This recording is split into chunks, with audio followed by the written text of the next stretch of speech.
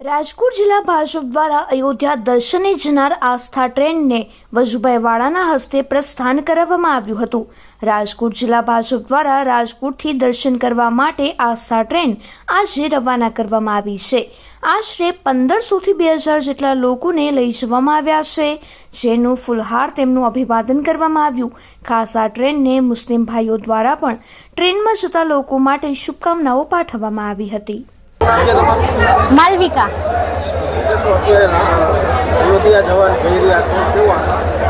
ખૂબ જ ખુશી છે એમ કે જ્યારે પ્રતિષ્ઠા થઈ ત્યારે દીવા કરવાના હતા ઘરે, તો અમે એમ કે દિલથી ઘરે દીવા કર્યા એટલા માટે અમને આસ્થારૂપી ટ્રેનમાં એમ કે રામલલાએ તેડાવ્યા છે અયોધ્યા સુધી, તો અમે આજે જઈ રહ્યા છીએ।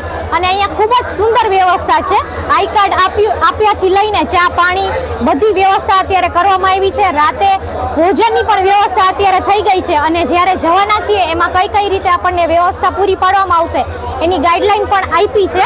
અને એમ કે જ્યારે અહીંયા આવ્યા ત્યારે મુસ્લિમ ભાઈઓએ અમારું સ્વાગત કર્યું છે, એટલે એમ કે હિન્દુ મુસ્લિમ ભાઈઓની ભાવના પણ ખૂબ જ અહીંયા જોવા મળી છે।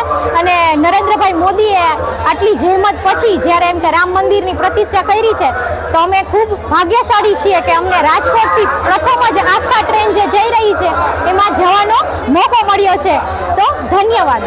રાજકોટની શહેર અને જિલ્લાના થઈને 1355 જણા જઈ રહ્યા છે।